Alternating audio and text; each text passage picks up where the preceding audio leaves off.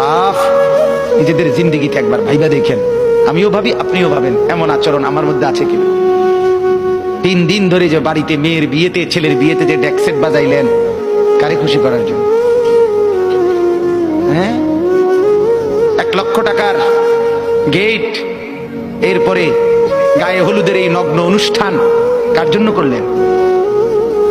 বেড়া বেড়ি সব, যুবক যুবতী সব একই মাইক্রো প্রাইভেট কারের ভিতরে যাতাযাতি করে বহাইয়া একখান থেকে একখানে নিলেন, কার জন্য?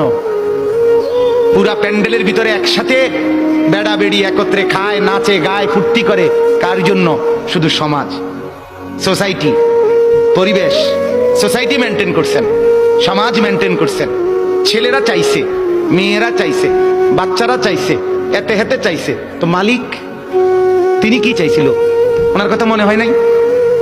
রাসূল সাল্লাল্লাহু আলাইহি সাল্লাম, তার কথা মনে হয় নাই?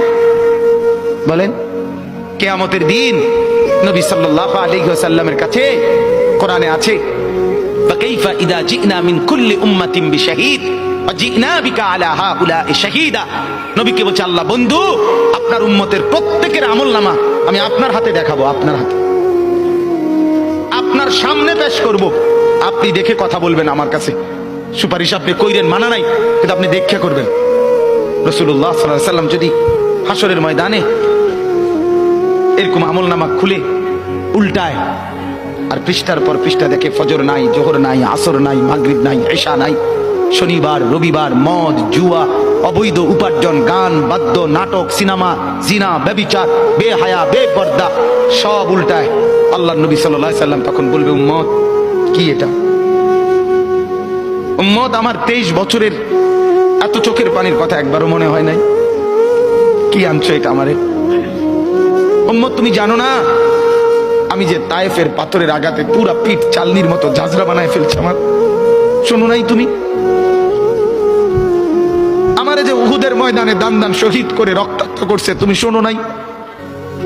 আমি যে 14 দিন পেটে ক্ষুধার তাড়নায় পাথর বাঁধছিলাম, উম্মত, তোমার মনে নাই?